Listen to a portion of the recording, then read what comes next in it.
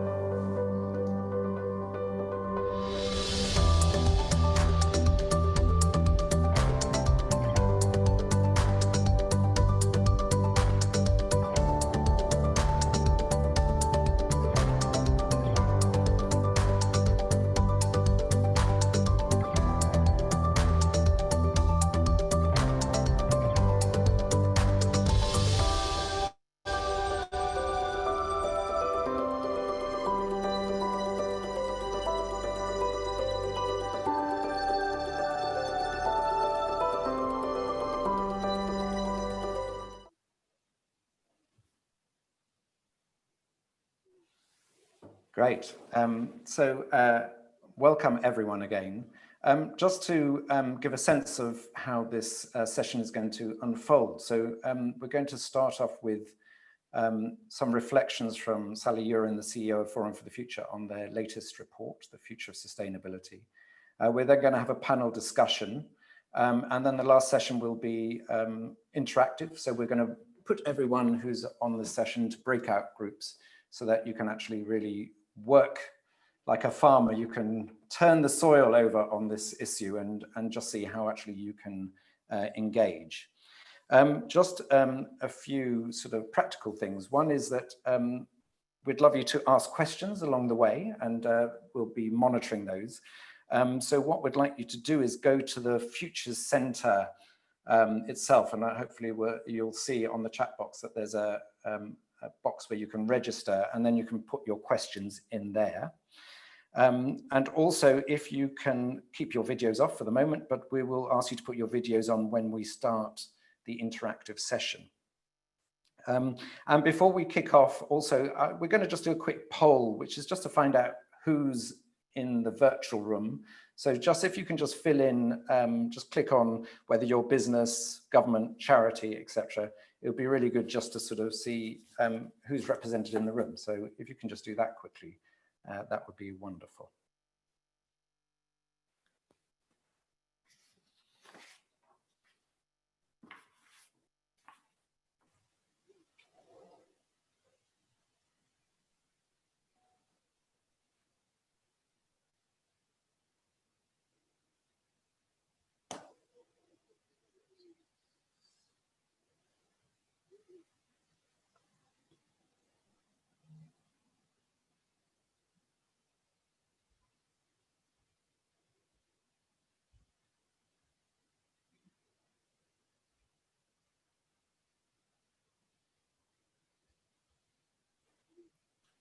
Great.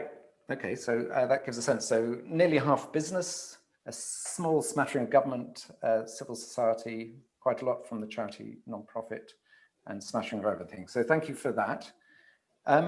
Before I hand over to Sally, I think over the last few years we could keep on saying we're at a crossroads.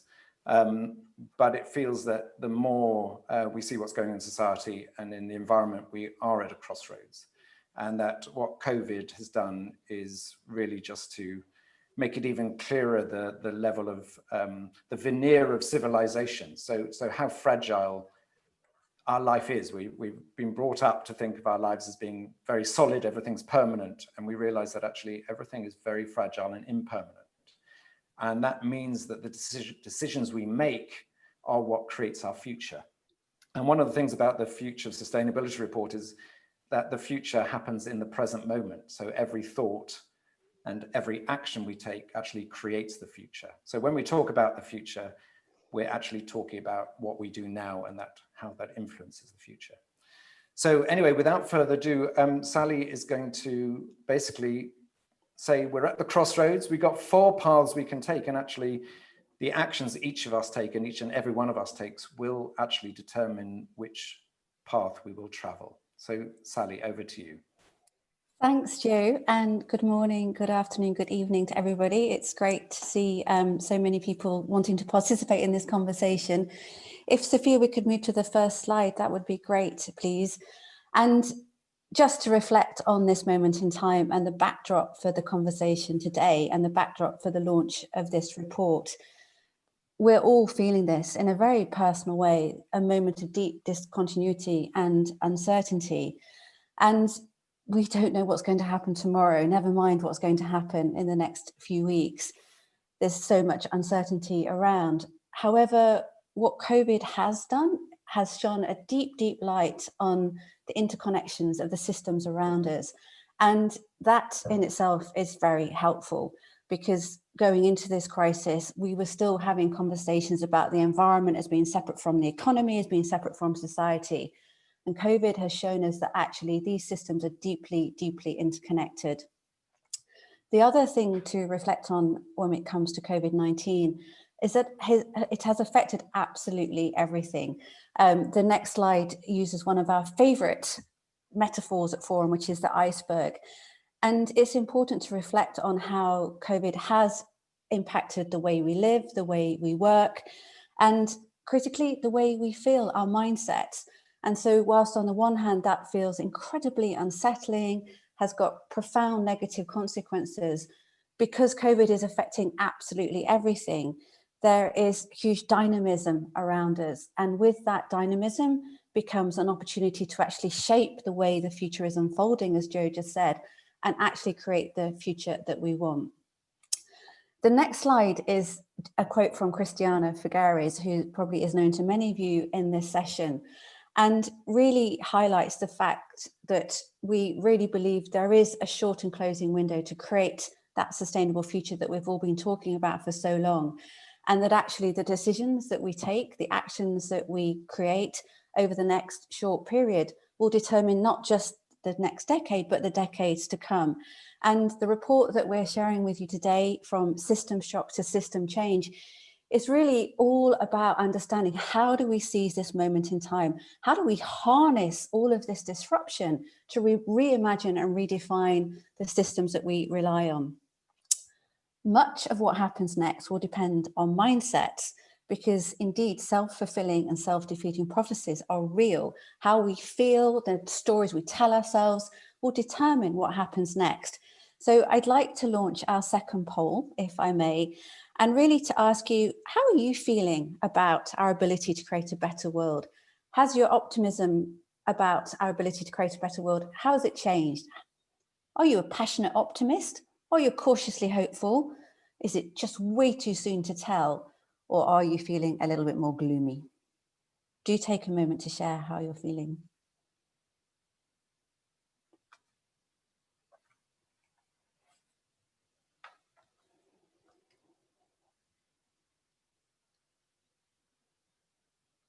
Just give it another couple of seconds. And also, for those of you that have just joined, please take a moment to introduce yourself in the chat. It'd be wonderful to see who we have in this conversation. And there will also in the chat be a link to the Future Centre to pose any questions, which in itself is an experiment, not the Future Centre, but going somewhere else to pose questions. And we would encourage you to register, because the Future Centre is where we're hosting this report. Okay, so we can see the results, and this is really interesting. This mirrors a survey we did on Twitter yesterday. So we asked the Twitterati how they were feeling in terms of their optimism for what happens next, and very similar patterns. So around nearly half feeling cautiously hopeful, equal numbers feeling optimistic, more pessimistic, and an equal number in turn, a quarter, feeling that it's too soon to tell. So hold on to how you're feeling. And we're hoping that today actually will give you more cause for optimism and will instill hope and real ambition for the future that lies ahead of us. So if I could then just move on to share the actual report. The report is available to download from the Future Centre. We urge you to take a look. And really in the report, we've tried to do two things. We've tried to talk about 5 key dynamics that are shaping the future pathways that are unfolding in front of us, and then what those dynamics might mean. So if we move on to the next slide, this gives you a sneak peek of the 5 dynamic areas.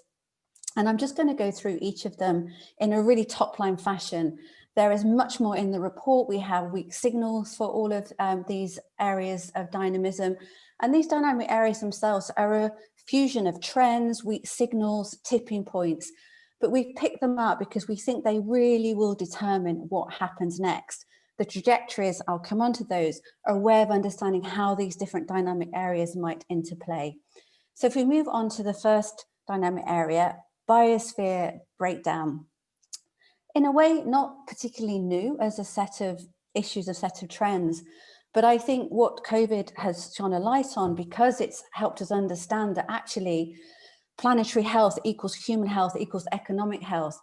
There's actually big questions now about how are we going to respond to the fact that we are heading towards tipping points, from the Amazon tipping to savanna to boreal forest moving further northwards. What are the things that we can do to influence this dynamic area? So can we reallocate capital at scale to funnel money towards sustainable development outcomes? Can we scale nature-based solutions? And those small signals of new governance models for our ecosystems, forest-based governance models, how will they play out? So this is a dynamic area with a huge implications for us all, but lots of different uncertainties, lots of pathways available to us. If we move on to the second dynamic area, and this obviously again is a very live conversation, how might we use this moment in time to create a resilient economic system that doesn't just deliver short-term profit maximization, but also delivers societal and environmental value?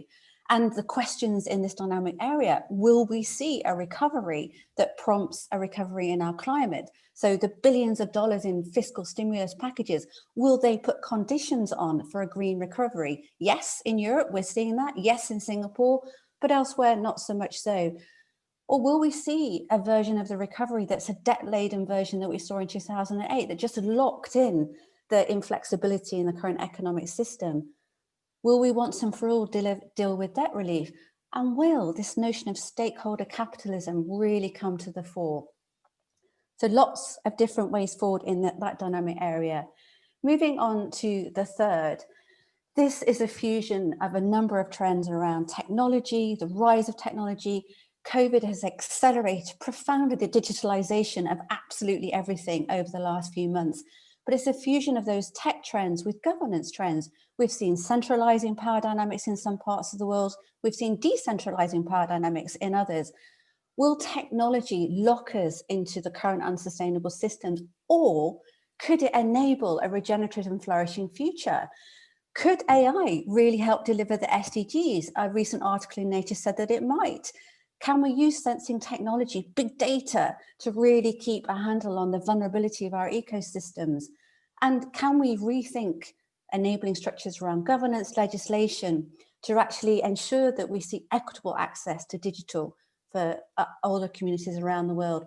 Or will we see centralizing power dynamics with big tech, big government clinging on to the power that they have? Lots of uncertainty in this dynamic area. Number 4, and then there's one more to go.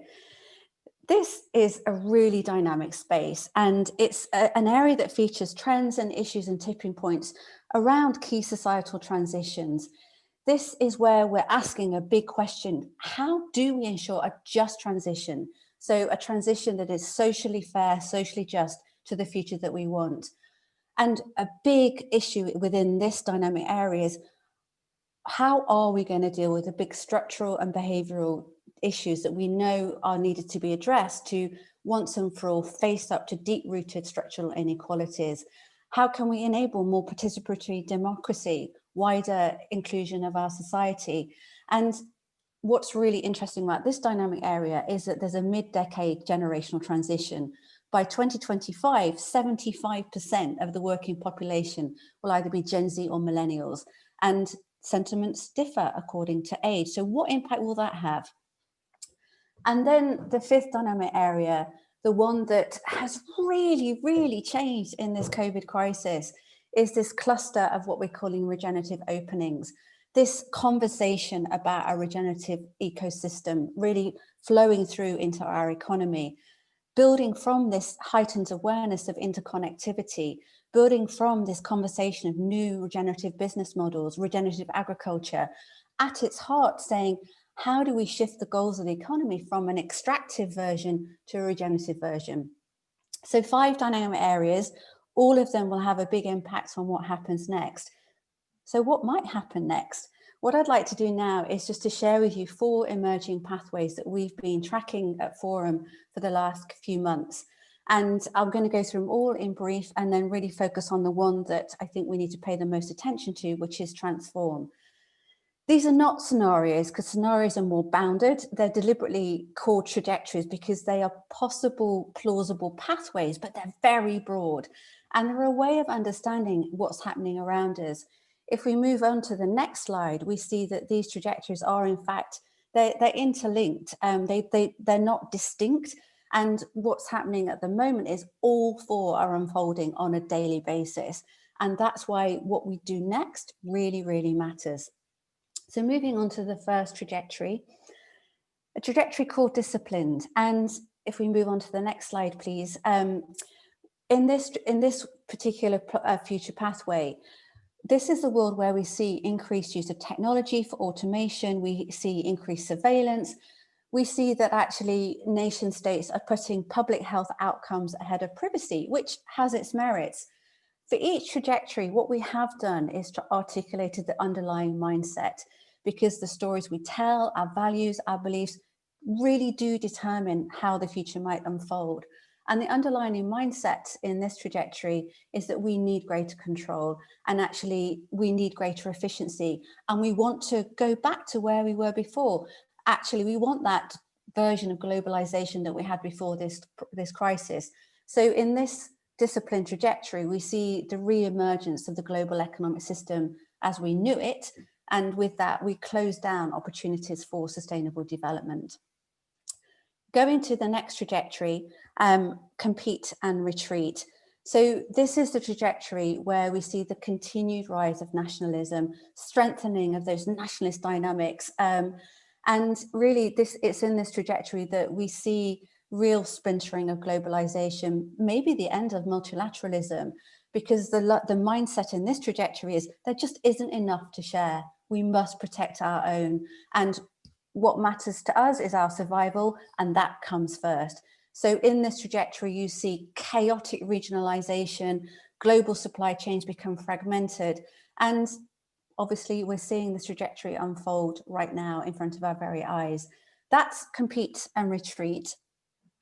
The third trajectory sparked a bit of debate within the Forum team. Is it actually a trajectory, or is it just the baseline kind of beat of the world around us? But we felt it is a trajectory because this is a pathway going forward from now where there is no new normal. We see crisis within crisis prompting further crises. And in this trajectory, the institutions that we've built for the 21st century, they don't really work, because the mindset is there isn't a new normal. The world is strange and volatile, and the way we approach problems don't really work in this trajectory. However, there is an opportunity for resilience, adaptability, opportunism, and so that flexibility allows people to flourish. But the trajectory that we want to pay the most attention to is transform, and really hoping the tech works and we can play you a little video that gives you a sense of what we mean by transform.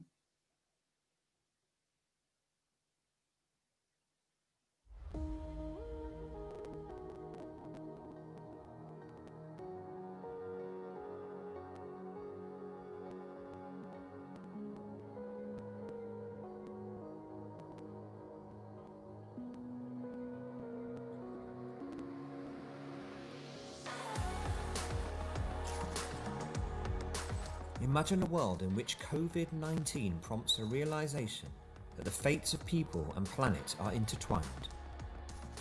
Individuals, organizations and governments recognize the reality of deep turbulence and begin to operate from radically changed assumptions. Disruption is used as a once-in-a-lifetime opportunity to think and act differently. Systemic inequalities and environmental destruction are no longer accepted, sparking intense attempts to tackle long-neglected issues. Early momentum comes from grassroots organizations, city initiatives, and pioneering businesses who begin to redefine their core purpose. In some parts of the world, governments take bold action as popular support for change grows. We accept we are part of, not separate from, natural systems, and that they play a vital role in everything from reducing the risk of pandemics to sequestering carbon. This helps unlock the financial investment and international action needed to protect them, with a growing focus on regenerative approaches designed to deliver a socially just and sustainable future. These are just examples, and transform is just one possible future. But the decisions we make right now will determine our path.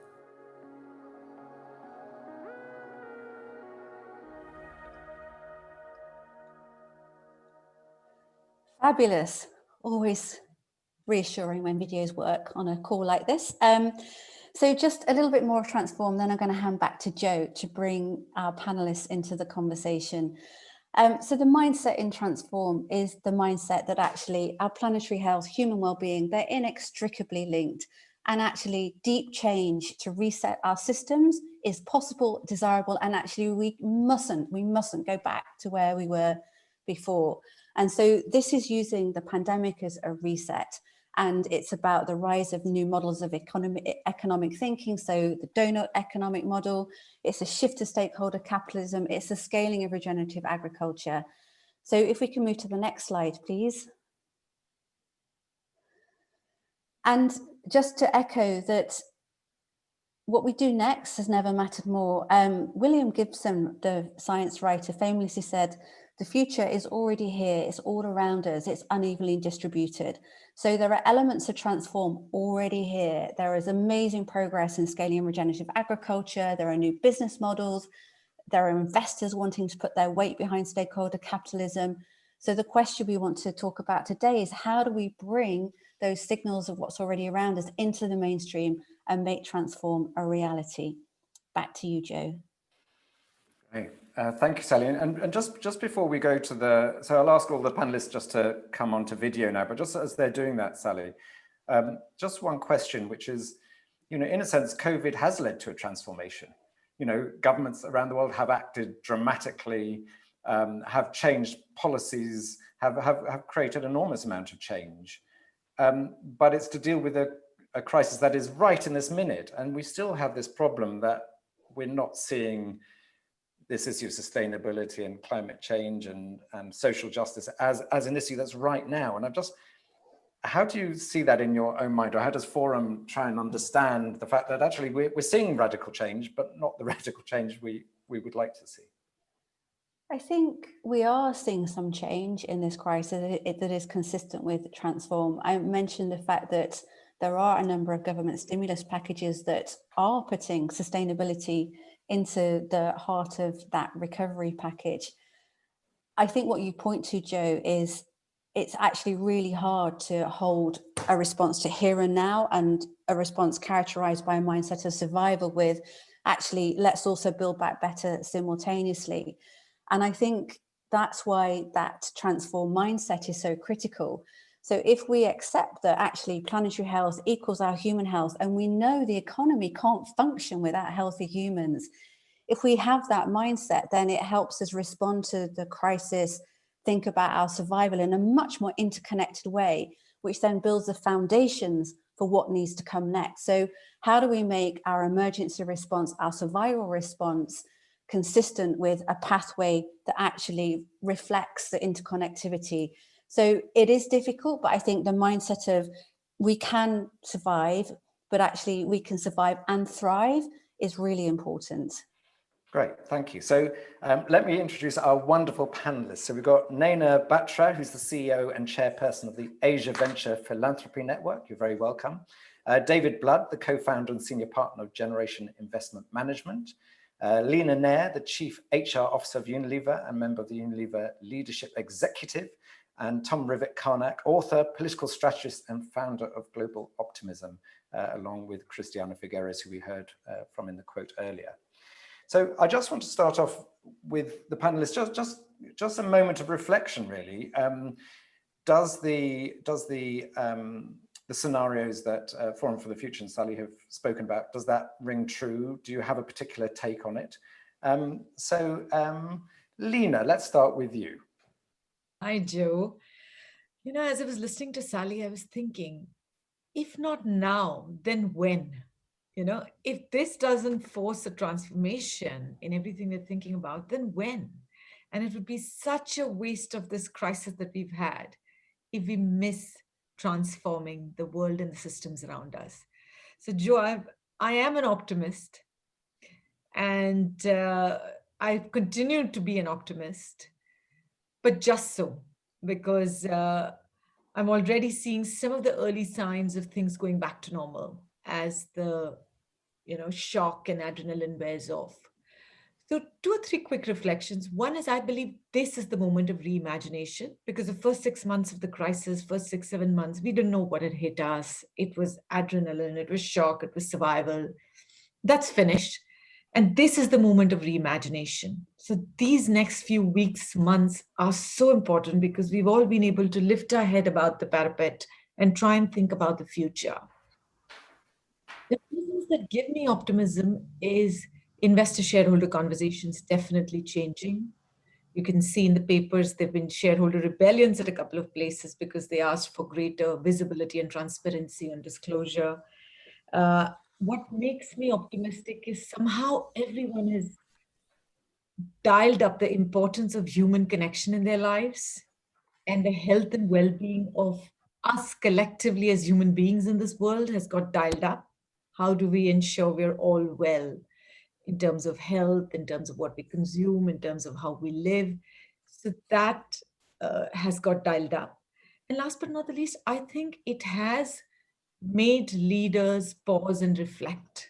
Leadership in business, in government, in civil society, it's made leaders reflect that this is probably the time of a greater inner game, inner game of compassion, empathy, sense of purpose and service. So those are some of the reasons I feel optimistic.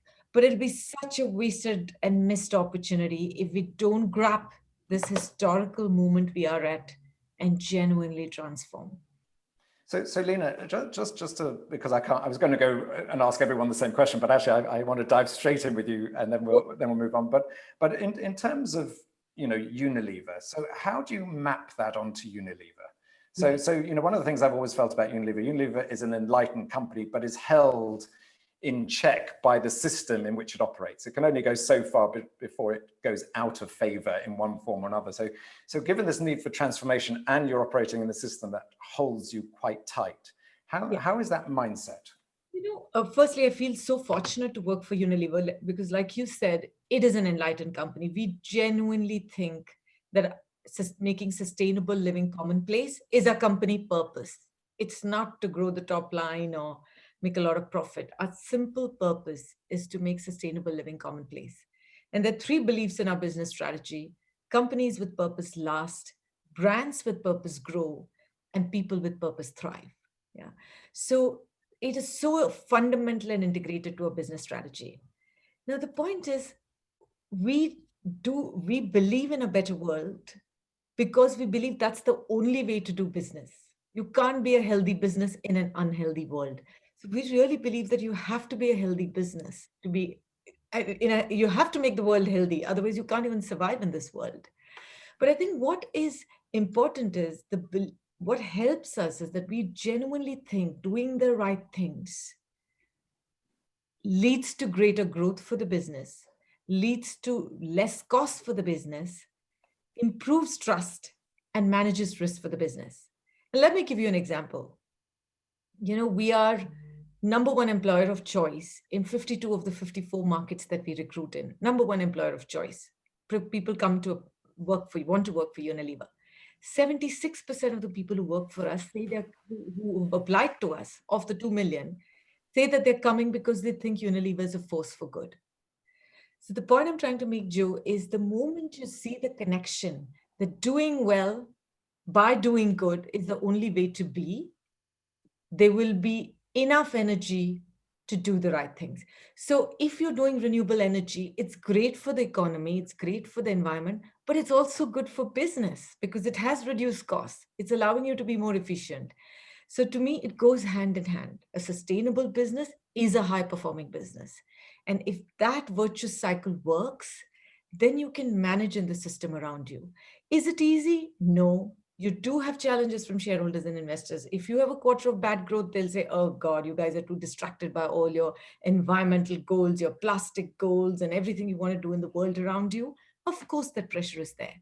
But I firmly believe that the biggest thing we as Unilever must do is to ensure that sustainable business is delivering superior performance, because that ensures the company to have the firepower to continue to support all the sustainable initiatives, and it takes away the cynicism and skepticism of the other stakeholders, largely our shareholders, investors, saying, is this going to make any difference to the business?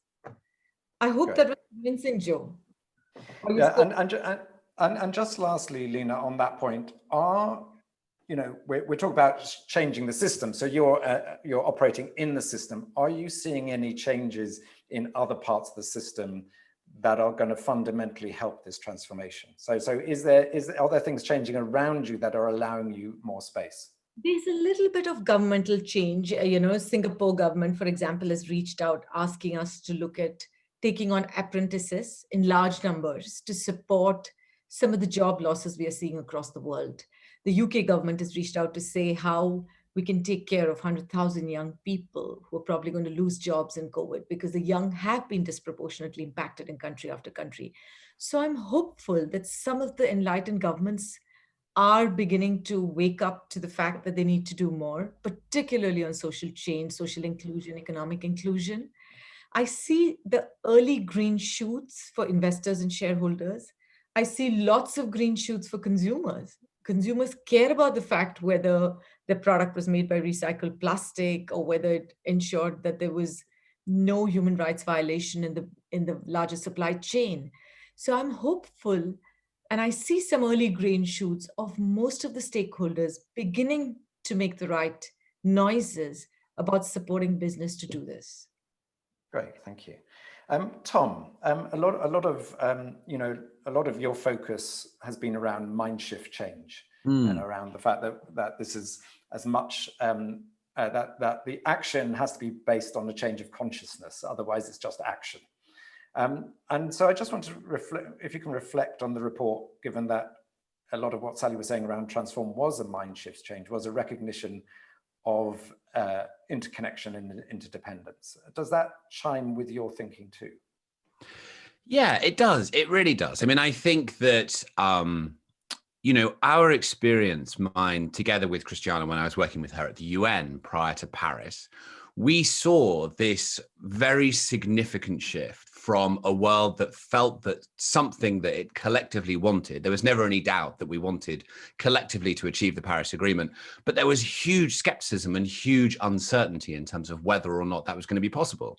And we saw as that mindset shifted from one of shared risk, shared burden to one of collective opportunity and collective benefit, as everybody realized that this was our moment to come together. And if we were able to do that, then we could precipitate a major breakthrough. Then that was really the kernel that led to all sorts of other transformations happening around us. And many things then kind of crashed over us as this wave of momentum, occurred around us that we could no longer control, right? So it became better than it could have been if we tried to sort of get into the details and engineer, we need to do this, we need to do that to try to get to the outcome. We need to change everybody's sort of assumption around what's possible and share their assumption around that role.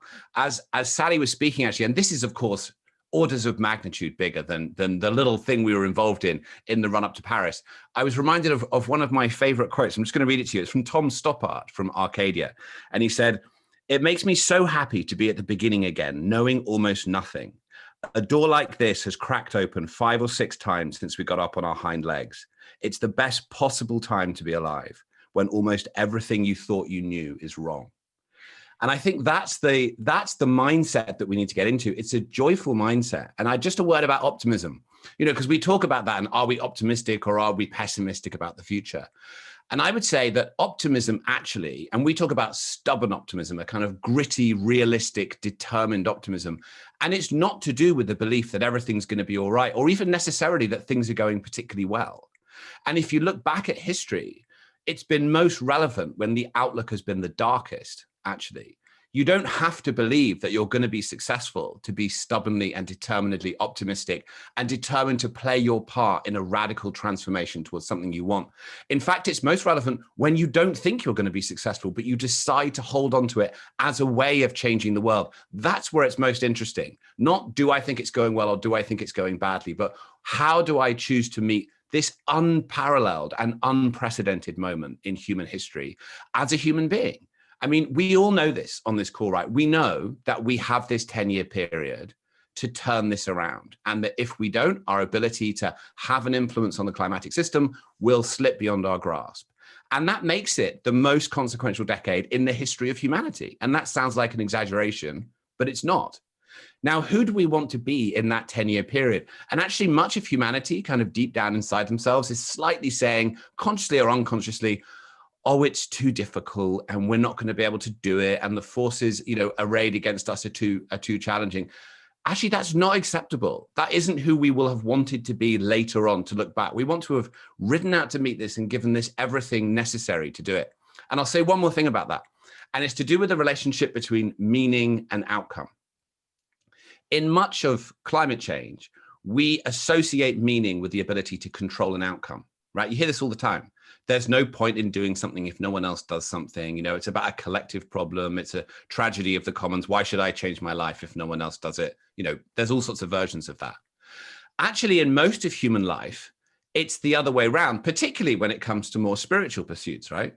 Meaning is associated with not having control of the outcome and with letting go and doing the next right thing and trusting that doing the next right thing in your life will actually lead you to a good place. And we see that, in the pandemic, we saw it in particular with nurses and caregivers looking after individuals who were sick. They can't control the outcome, but that doesn't remove the meaning. And I think we need to shift our mindsets, yes, to one of stubborn optimism, but also understanding that meaning is inherent in the work that we're doing, even though we can't control the outcome, perhaps even more so. And the fact that, Tom, we can never control an outcome. Nothing. Right. We're in control of nothing, actually. Yeah, but we allowed ourselves to think that we were for a bit. Now we know we're not. Yeah. And by letting go of control, how does that help? Because when this is, and you were a Buddhist monk, that one of the problems, as Buddhism shows, is that we're attached to something, and therefore it becomes our status gets attached to that. But yes, when we lose control, we're actually become flexible, adaptable. We're free. We give more allowance. But can you talk a bit about what it means if we let go of control? Yeah, well, in a funny way, the world sort of, you're then free to act with more you can step into being more powerful in the way that you act in the world, right? Because it loses its threat and it loses its promise. And that frees you up to be more engaged and more dedicated to doing more, right? It doesn't mean that you care less. It just means that that breathless necessity to engineer a particular outcome becomes reduced. And I would just revert that back to the pathways that were put in the report, which I loved, and I agreed with all of it. My only concern around it was how we think about the future. And I could see within it a kind of, there's 3 that we don't want, and there's 1 that we do. And let's reject those 3 and let's go for this one we want. And I actually think, and I think I have misunderstood it, and Sally will make a point. I actually think in terms of how we think skillfully about the future, we need to think about horizons of reality that we arrive at. And certain horizons and certain realities need to pass away in order to allow the new to emerge. But I think we need to do that in a manner that is inclusive of the reality that we face and how we create that future. Jo, Sally. thanks for asking. Tom, you raise a really great point, and I just would like to expand on that. All 4 of these pathways are visible today, and you can go through a 24-hour period in your life and experience all four mindsets. And yes, there's one pathway that is much more strongly aligned with sustainable development. The reality is, though, all 4 are here right now. So the question then becomes, if we find ourselves in discipline, which actually in terms of stemming the rise of the pandemic makes a lot of sense. If we find ourselves in compete and retreat, which in terms of looking after communities might also make sense, how do we then track from those trajectories to the one that we want?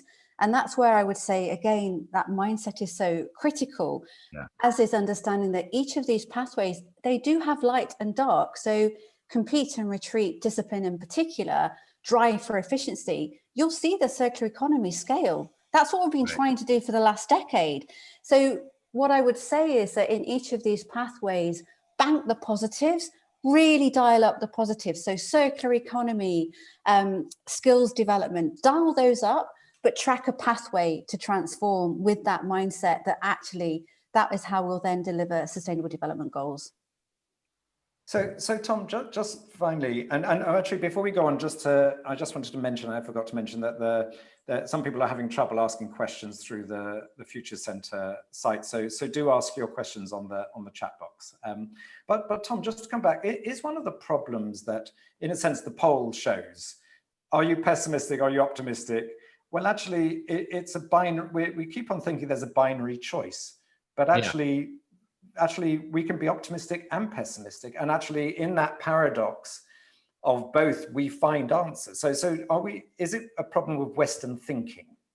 I do think that's true. I do think that's true. I think we get into this dualistic, like, I'm optimistic if I feel everything's going well, I'm pessimistic if I think everything's going badly. And I think we're missing some language that sits in there. And there have been some interesting attempts. I mean, Joanna Macy talks about active hope as a way of engaging with this issue, not necessarily, and I like that as active hope. Christiana and I talk about stubborn optimism, but they're slightly counter-definitional, right? So people don't immediately determine and understand what you mean. That could mean that we're just going to see the good, whatever the reality is. But actually what we mean is that we're going to have an attitude that is going to be constructive and meet the challenging reality of this moment with as much openness and possibility as we can.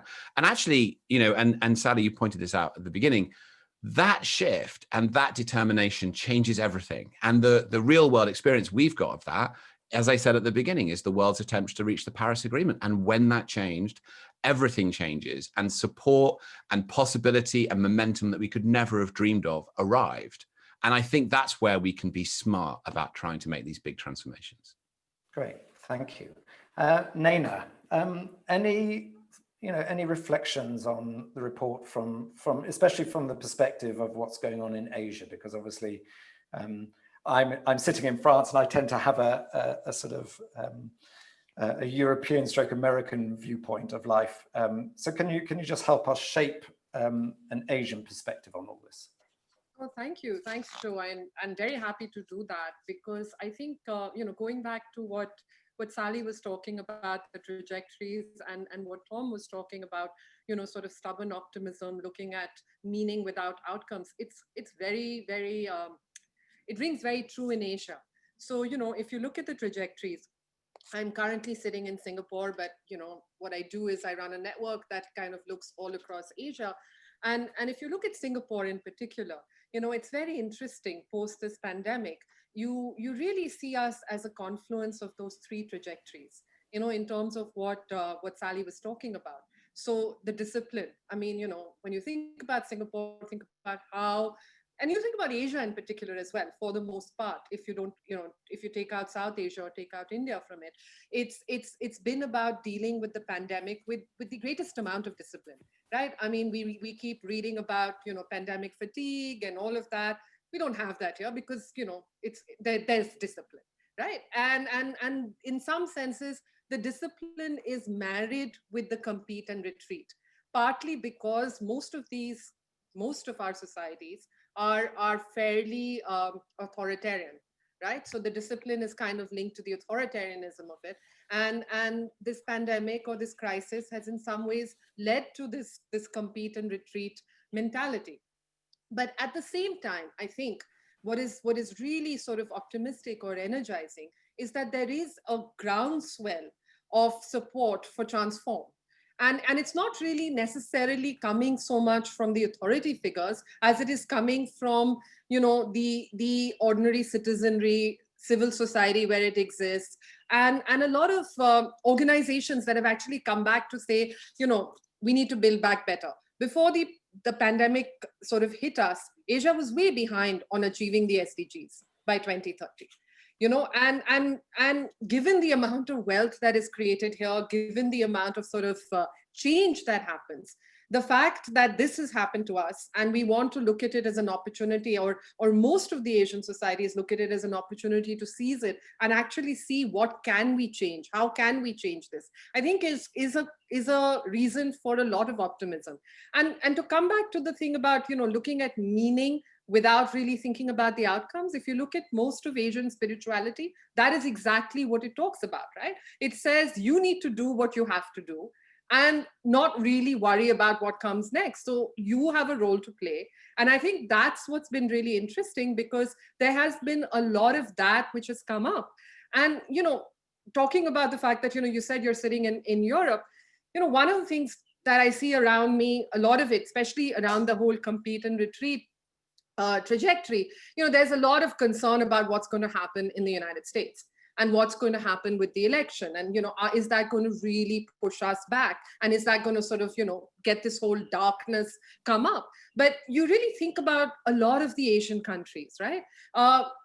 We're seeing a lot of that same sort of darkness encroaching, but yet I have that optimism because I see civil society, I see wealth holders, I see the next gen actually putting their hand up and saying, this is not good enough. We need to drive change, and we need to drive it now, and we need to ask for change. So, it's a way of kind of looking at how are we going to meld these three trajectories, and how are we going to come to that sweet spot where transformation does take place, but there is also these other things that are going on the side that we can't ignore. Great. Sally, you're nodding vigorously. Do you want to respond to that at all? No, just to echo, we can't ignore all of these trajectories, and we really need to understand them, because the more we understand them and the more we understand how people are feeling within them, the more we can meet people where they are and then work and collaborate to find a pathway forward. So I think accepting that there are these multiple pathways open, and wherever we find ourselves, having that vision of transform is super critical. But while I have the microphone, there's been quite a bit of stuff coming through from the chat and from the Future Centre. And I just wanted to clarify two things, if I may, because there's been questions about this. First question, sustainability, good old sustainability versus regenerative. And I just wanted to mention that, if I may. We at Forum have pushed our definition of sustainability a bit further to talk about a just transition and a regenerative future, because regenerative encompasses the need to redefine our systems. So if you think about a circular economy, it's about keeping stocks and flows moving in economy without actually sometimes fundamentally changing the structures. Regenerative accepts the fact that actually, if we're going to deal with these deep-rooted, deep-seated structural inequalities, if we're going to deliver economic reform, if we're going to deliver climate justice, then we have to change the systems. So regenerative is all about rewiring our systems so that they are then capable of flourishing and affording prosperity to all. So that's regenerative. And then just a word back to transform, we've had a couple of comments about where's climate justice in all of this? Climate justice underpins transform because we have reconfigured our very systems to enable climate justice to really become a reality, to really deal with the climate emergency, but in a way that really harnesses the involvement of communities, of us all to really respond to this challenge. So transform has got social justice, climate justice baked into it. One of the ways we drive that, though, is by broadening out our understanding of what the economy is here to do. Great, thank you, Sally. David, so I remember, God, I don't know how long it was, maybe 15, 20 years ago, being at a conference where I first heard you speak. And I remember at the time being so impressed and thinking, God, thank God for people like this. And, you know, you were like a lone voice in the finance sector, you know, just calling for change. And I just thought if everyone could become like David Blood, the world would be saved. 15, 20 years later, where are we? How are we doing? Well, golly, I don't know what to say after that. I would say, we would say, first of all, thank you for having us. This is an amazing conversation. And I was actually kind of hoping, Jo, that you wouldn't call on me because the conversation we were having is really interesting. It's very inspiring. I've been reading the comments, and I know I will not be inspiring as we move into finance. So if we want to, well, you inspired me. That's fine. But we do agree very strongly with what Sally and the forum have put forward. We see, and we're optimistic. We are very optimistic.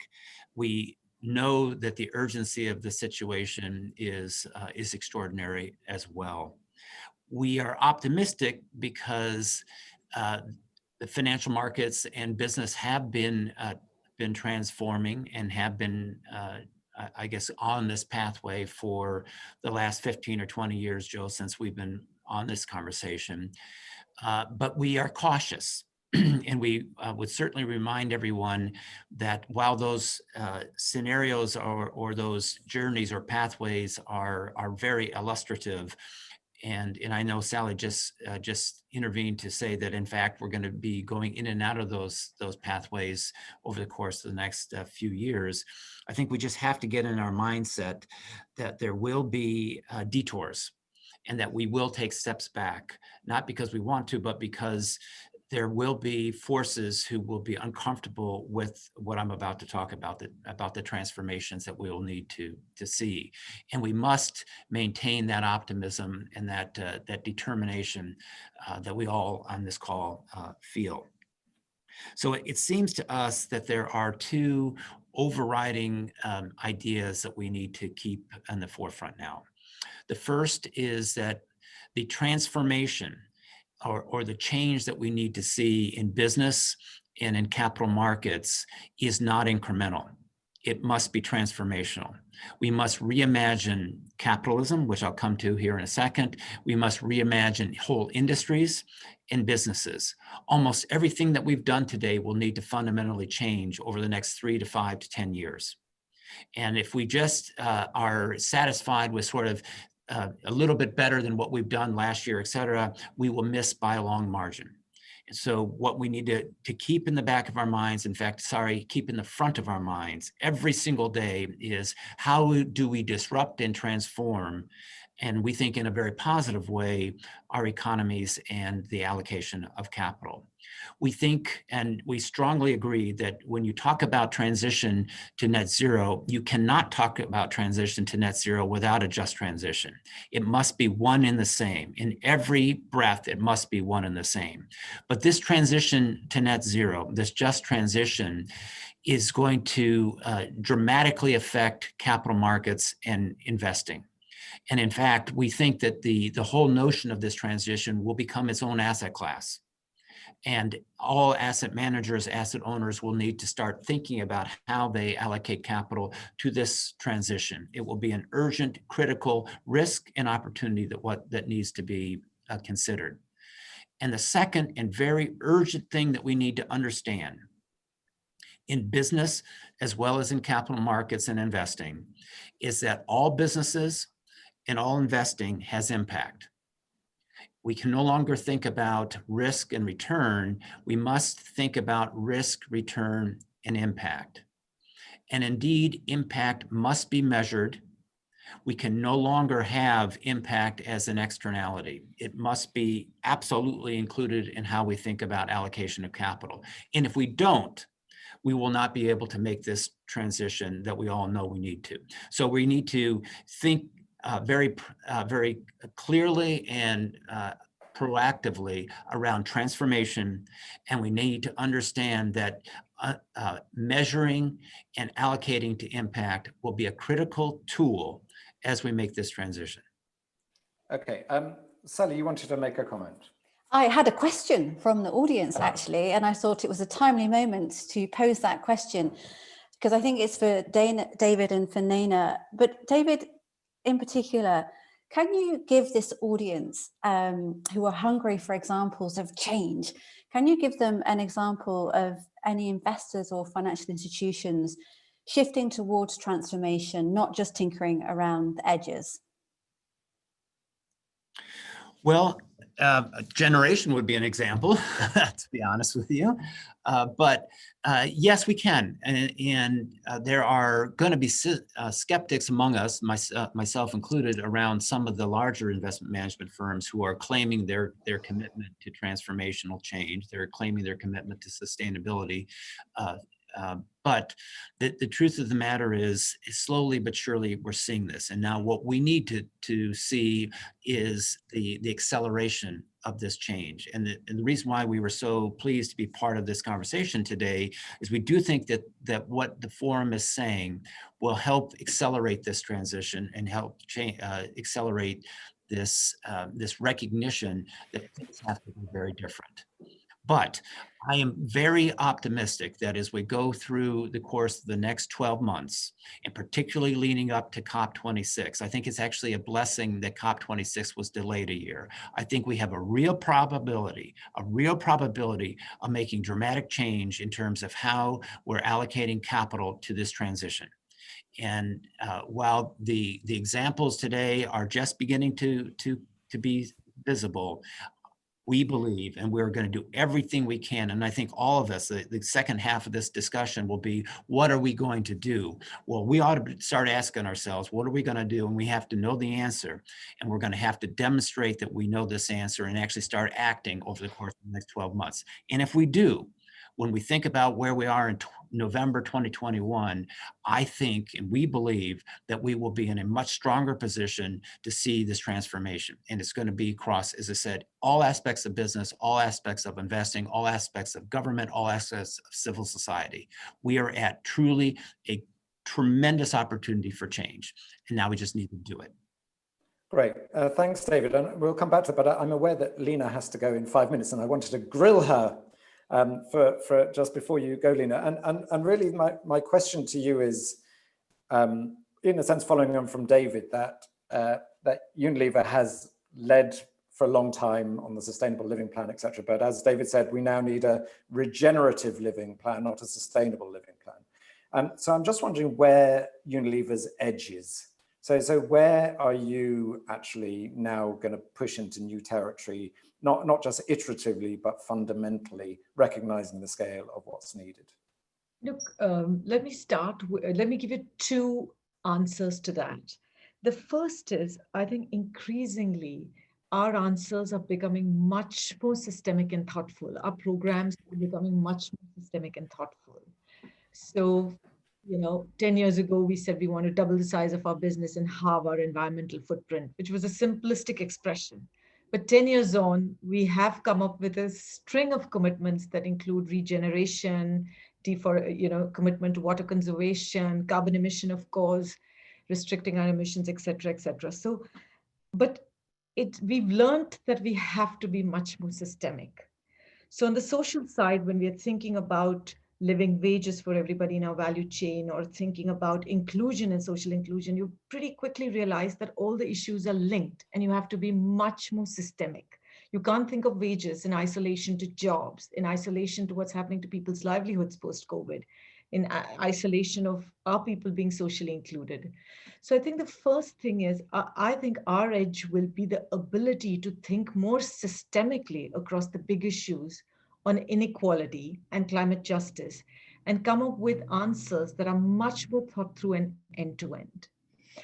The second thing, I think one of our secret weapons is that we have huge number of purposeful people who work for us. People who come to work for Unilever don't come for the money. I can tell you that. We're not among the best paymasters anywhere in any country we operate in. But the 160,000 who work for Unilever are people who desperately believe that business can be a force for good. And I'll tell you, one of the things we've done to really dial that up is we've put all 160,000 people through what's called Discover Your Purpose workshop, where people go through 2 days of understanding their crucible moments, what really gets them out of bed, things they feel passionately about.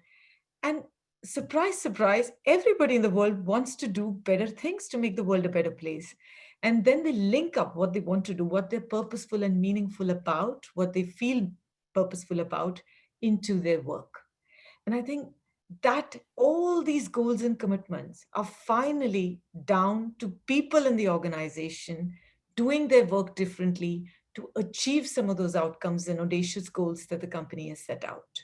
So I do think unleashing that human spirit in people, where they genuinely want to make a difference and do every piece of work they do much more meaningfully, makes a huge difference. So if you're a brand manager working on, God knows, Dove, rethinking the brand from saying, what is this brand doing in terms of the images it conveys, in terms of the education it gives to the consumer, and rethinking that and making it much more meaningful. So I really think our edge is our people, our systemic thinking across end to end, and our people. In everything we've set out, we said we want to first ensure our house is in order before we make an external commitment. Our value chain, the extensive network of people who support the delivery of everything in Unilever, and then the wider society and the world. And every time we challenge ourselves through these three lenses. So Thank Jo, you, Lina. I really believe that meaningful people do meaningful work that leads to meaningful change in the world. And you have to align all of it. All the sort of posters on the wall moves nobody. You have to work on underlying mindsets of each and every person so that they feel this is their journey to take. Great. Lina, thank you so much. And I know you have to dip out, so thank you for joining us. Tom, I just wanted to come back to you because you were a Buddhist monk, so you have an understanding of, in a sense, Buddhist philosophy of control and letting go and impermanence and compassion. So you have that as a foundation for yourself. And then you go and speak to hard-nosed business people. I don't know where the word hard-nosed came from anyway, but big businesses who say they want to act, but obviously, unlike Unilever, may feel very constrained in their mindset and their actions. How are you getting through to them in terms of this transform in gender? So what are your routes to get to them and to open up that conversation and not to lose them? Well, I mean, I don't think that one of the fascinating things about climate change, and it's a sort of obvious but interesting insight to me, is that nobody's trying to warm the planet, right? It's an outcome of how we all live. There's nobody out there who's sort of saying, I'm going to go and admit as much as I can today to try and accelerate climate change. Nobody wants this. Nobody wants to be the person that's on the wrong side of history. Nobody wants their children to live in a world that doesn't have coral reefs and rainforests and all these wonderful things. And actually, what I found particularly recently, about a few years ago, Christiana and I had dinner with the whole main board of a oil super major. And, sort of all the exploration people, the chief executive, chief financial officer. And I sort of found that the general feeling in the room was one of sadness, actually, because they sort of felt that they'd been on the front edge of doing something for society. And my dad's in oil and gas, right? He didn't get into it to try and create any negative impact. He got into it because it felt like some way to contribute to the planet and make a good life when he did. So I don't think that I never feel myself to be in opposition to people or trying to get them to do something they don't want to do. We're all part of a system that is creating a pattern of behavior, the outcome of which is problematic for many of us. And actually, we're all allies in trying to address that. And I think once we make that mental change, and you know, that hasn't always been true, but I believe it to be almost completely true now, possible exception being the current incumbent of the White House, unfortunately. But beyond that, my experience has generally been that people really want to see that transformation happen. And I'd just like to also just pick up on the last point made by Lena. Together with Christiana, I run a podcast called Outrage and Optimism. And 2 weeks ago, we had the CEO of BP on. I don't know how many of you have come across Bernard Looney, but he came into that role. Obviously, BP, tremendously problematic history for all the reasons that we know, and made a commitment to be net zero by 2050. He really convinced us when we spoke to him that he is very serious about wanting to do this in terms of lobbying and other kinds of actions. But the piece that really got to me is the day after they made that announcement, they had the most number of inquiries from people to come and work for BP that they had had in 30 years. So I thought that was really interesting. For all those years, they've been really worried that they couldn't attract the right kind of people. But actually, those companies now have a real opportunity to embody what Lena talked about and get the right people to come and work for them to help them transform. And of course, that becomes a one-way street, right? You know, again, another conversation we had on the podcast was with Alan Jope, the CEO of Unilever. And he said when he took over from Paul Polman, there was no way he could dial back, not that he wanted to, the sustainability transformations that have been put in place at Unilever because they were baked into the culture of the organization. So I do think many of these things are a one-way street. We need to work with people, help them understand how that can be beneficial to their company, to their, you know, from a commercial and an organizational perspective. And I don't think there's any going back once we go down that road. Great, thank you. Sally. Jo, thank you. A lot of questions coming through, very busy dialogue happening around us. We've got 10 minutes left of this panel, and there's a theme that's coming through quite a lot of the questions, and it really builds, Tom, from where you were just speaking, which is we all know we need to do something differently, and we all know that it does start with the stories we tell, the narratives. What is it that the panel thinks needs to happen concretely, which would equate to doing something differently and in a way that responds to this particular moment in time? It could be engaging global media. It could be engaging an audience that we've never spoken to before. But given that we've got this backdrop of massive disruption, a huge moment of systems transformation, given we have this increased awareness of this interconnectivity, given we know that what happens over the next 9 years and 3 months really matters, what's the one thing that you all would just highlight as something that we can do differently that will give us that stretch that might tip us over into that transform world? Great. Naina, why don't you kick off with that very easy question first? Sorry. Thank you, Jo, for putting me on the spot for that, like you said, very easy question. No, I think, Sally, what you're saying is right. And I want to answer that by sort of building on something that Tom said, which I think is very true, right? I don't think anybody doesn't want to do the right thing. Right? Whether you're talking about philanthropic giving, whether you're talking about social investing, whether you're talking about companies wanting to do the right thing. I think the question is, how do you actually get people to do the right thing? How do you actually get them to pivot? And that is one of the things that, you know, we are seeing here as well. You know, there's been a lot, there has definitely been an upsurge in philanthropic giving ever since the pandemic started.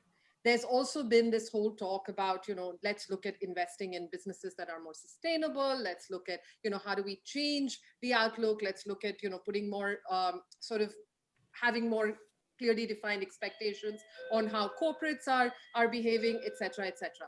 The issue, however, is that no one has really pivoted yet. It's still too soon but we haven't seen that clear pivot yet. And to do that, I think we need to do two things. I think, going back to something what David said earlier, we need to have metrics. We need to put these metrics that are clearly agreed, that are, sort of uniform, accepted, across by the largest amount of people, largest groups of people, and that is then reported on, so that people can actually hold their investments, these corporates, their governments, all of these different institutions accountable. And the second thing I really feel that we should change is, through dialogues like this, is actually come up with a roadmap, come up with concrete kind of plans and ideas that we can use and that we can follow. Because, again, everyone who's here, and I'm looking at the chat, everyone wants to sort of do the right thing. They want to go to the path of transform. But it's not exactly very clear, which is why, the report is a great way for us to provide that roadmap, provide a little bit of guidance for organizations, for individuals, for investors. And again, going back to what you said, David, I think the market has to lead the way, because if we really have to push it, we need to have metrics that are clear, metrics that are understood, metrics that are reported on. And that then investors, shareholders, employees, what have you, can actually hold accountable.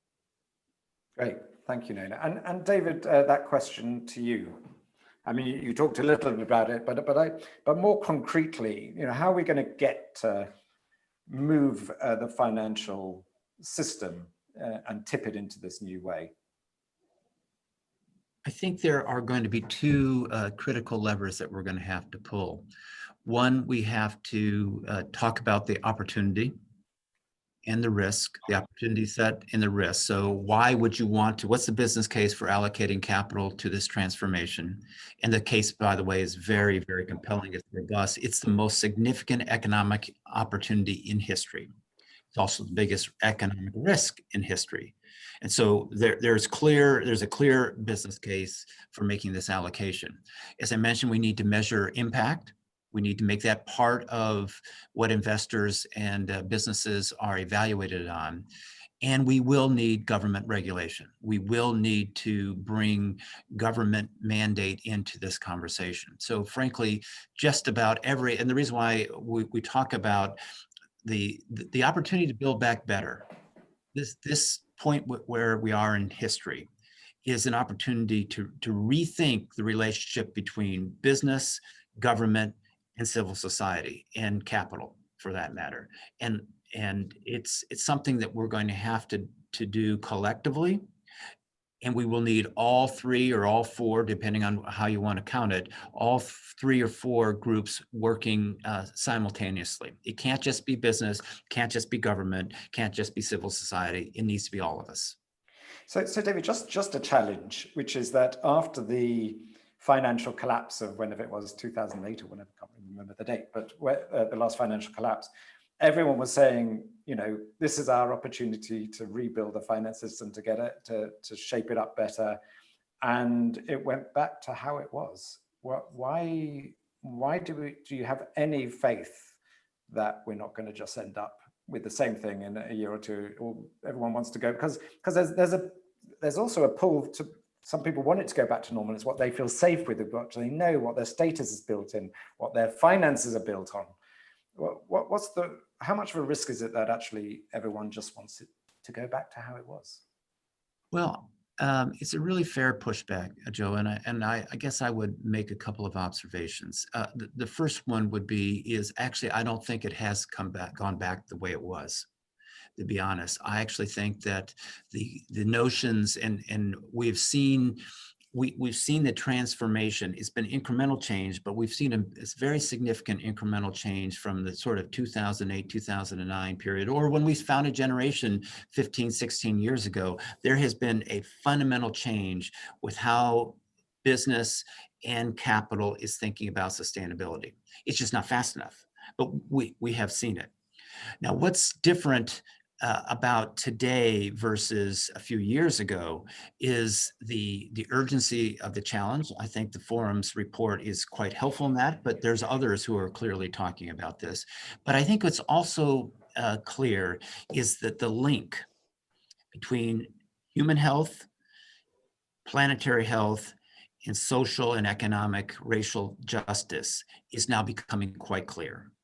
And the opportunity as we're reflating economies and the mindset is changing. And I think it's a combination of opportunity and mindset changing and urgency that is all coming together in a confluence of events that gives me quite hope, big hope that we can get this done, but we have to be determined about it. And I do fear, there is a fear that we will revert back to the old way. It's easier in some respects, but it would be a catastrophic mistake. It'd be a catastrophic mistake socially, from an environmental perspective, and economically. Great, thank you. Sally, we've got 1 more minute left. Do you want to just give a reflection on this conversation? I'm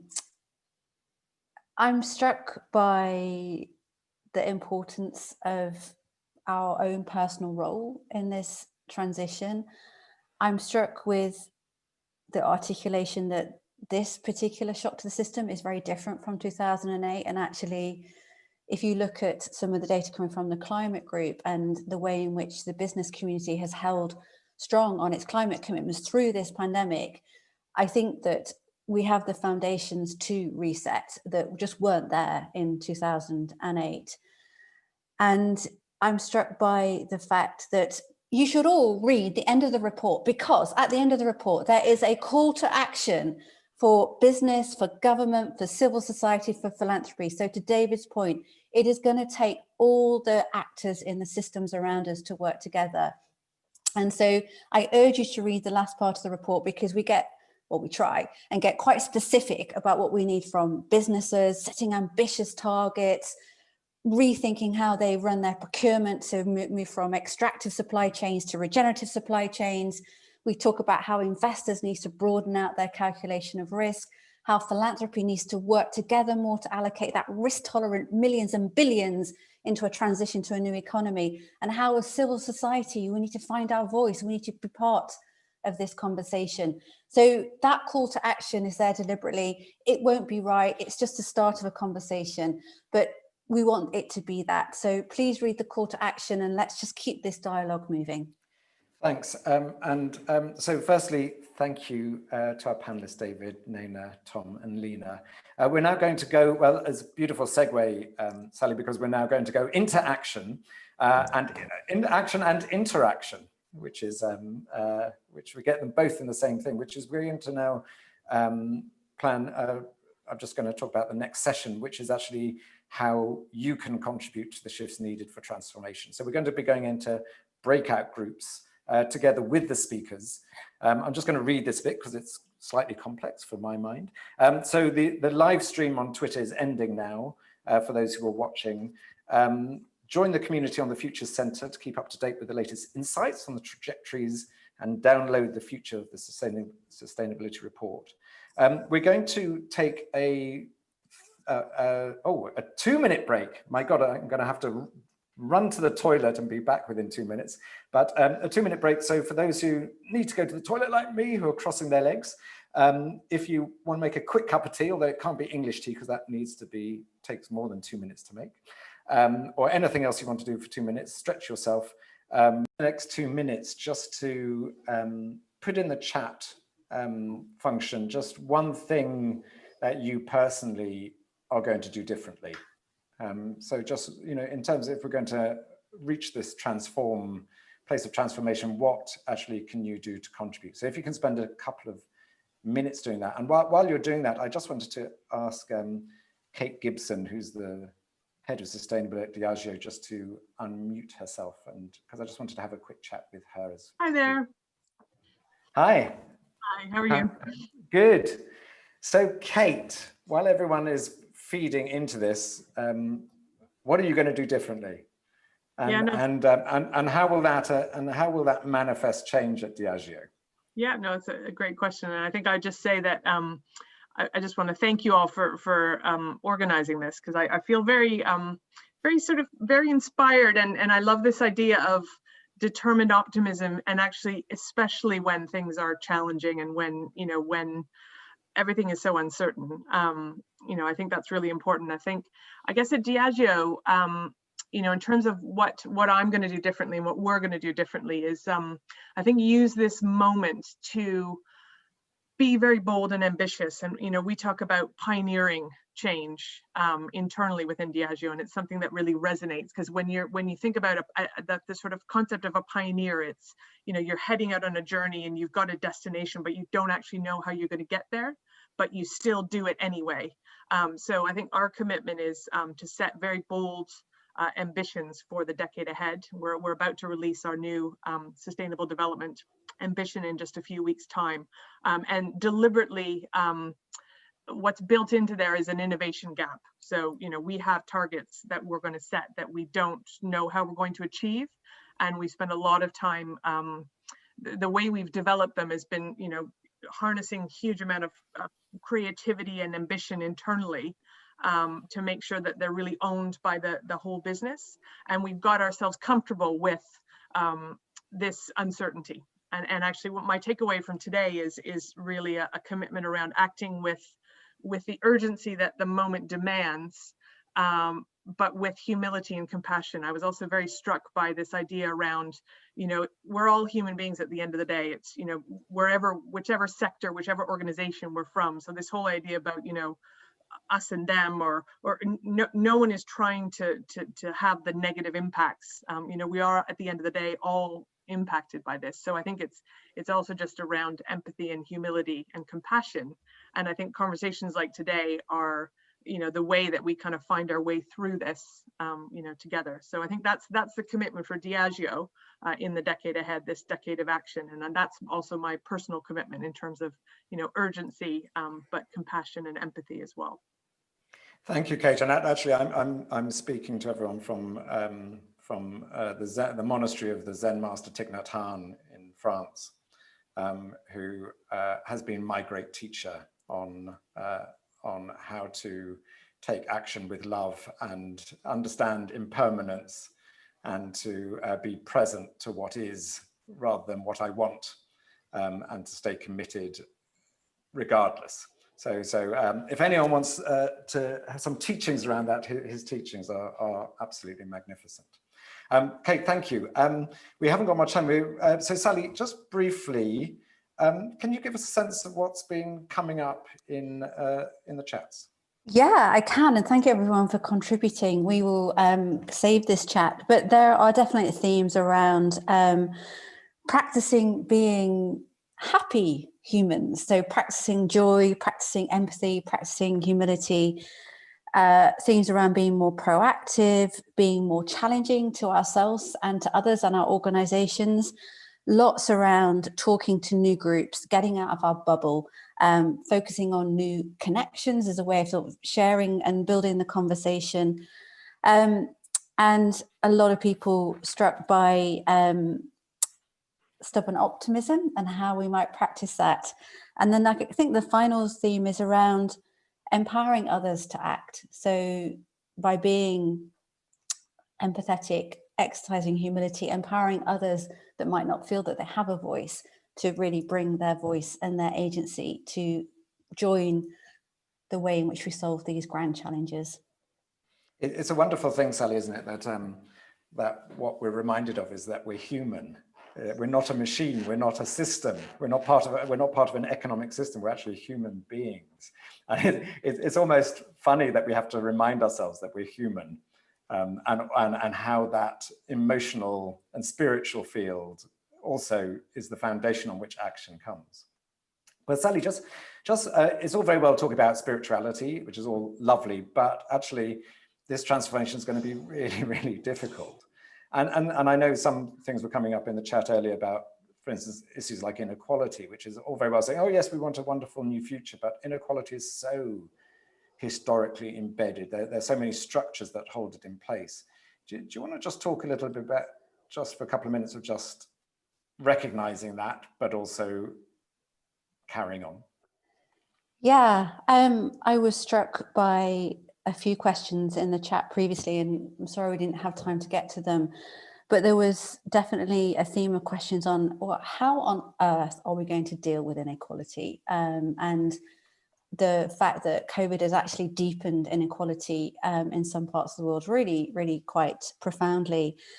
And I think my reflection is that, yes, this isn't going to be easy, and that we've spent the last 20 years or so in sustainability kind of doing the easy stuff. So we've reduced emissions, not enough. We now need to really push those down to zero.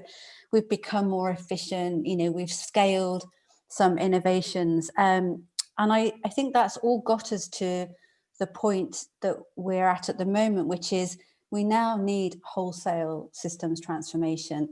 So solving some of those big issues around inequality really starts with rewiring the global economy, which is just a terrifically colossal task.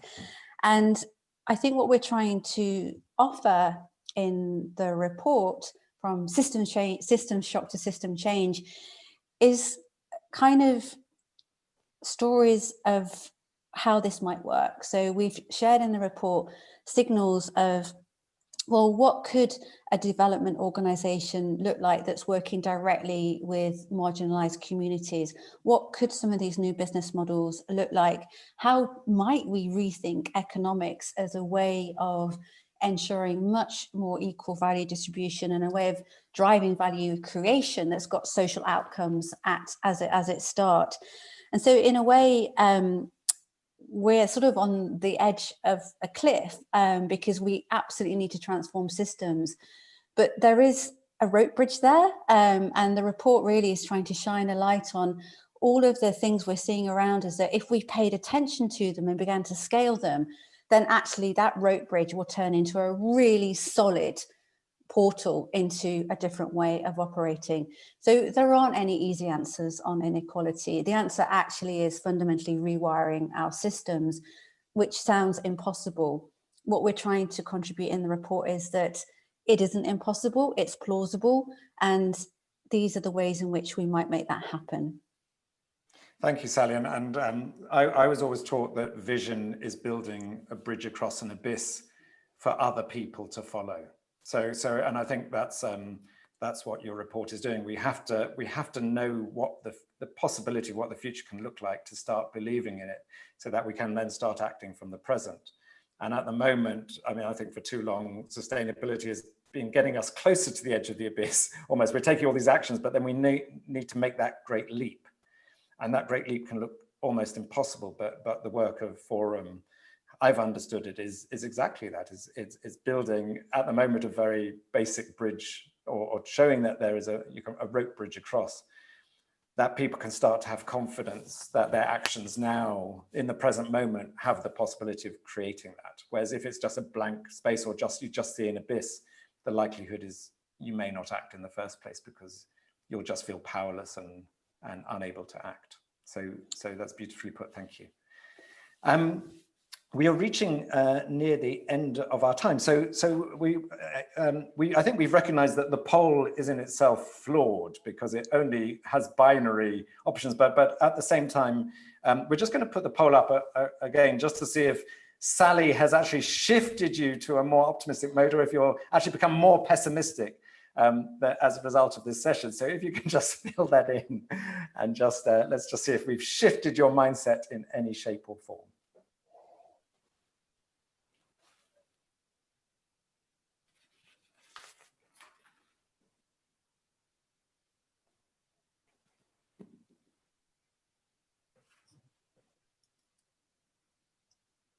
This is fascinating. Well, there you go, Sally, you've succeeded. That wasn't all me by any stretch of the imagination. That is really interesting. So we've gone from slightly less than half feeling cautiously hopeful to 59%. I think that's statistically significant. But I think what's important there is, one of the things we hope to achieve with this conversation is to inspire and to really signal that we've all got a role to play. And the more attention we pay to the future we want to see unfold around us, then the greater chance that it is of happening. And we've all got agency, we've all got influence, we've all got power. And so let's use it and make that transformation happen. So thank you for that.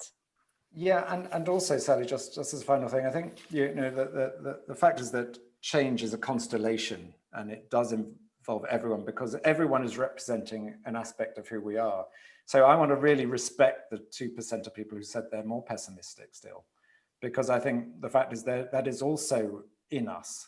The fact is we're not one thing. And as I said earlier, the way we move forward in life is to work with the conflict in ourselves. We are full of contradiction, we are full of conflict, we're full of uncertainty. And actually it's in the working over of that territory. So it's understanding that we are more pessimistic and we can be more optimistic. We can hold both those at the same time, that they are not a one or the other. And I think that holds us in humility and in balance. The fact that we recognize that actually it seems impossible and we believe it's impossible, and that both those help us to act with integrity and conviction, and that we cannot just, we have to move our own minds out of a binary system, out of our minds have to have a deeper understanding of what consciousness means and how we act from that place. So I've really loved this session for the fact that it has brought out all those different flavors. So thank you everyone, and David, Lena, and Naina, and Tom as well, and for all the audience, because without an audience we would be talking to the wind. So can we have, we're out of time. So Sally, do you want to just have a reminder about the report and the Future Centre, and then we will real send quick, everyone on their way. Just thank you, David and Tom, for staying with us. Thank you to the organisations that help make this report possible. These are our wonderful partners.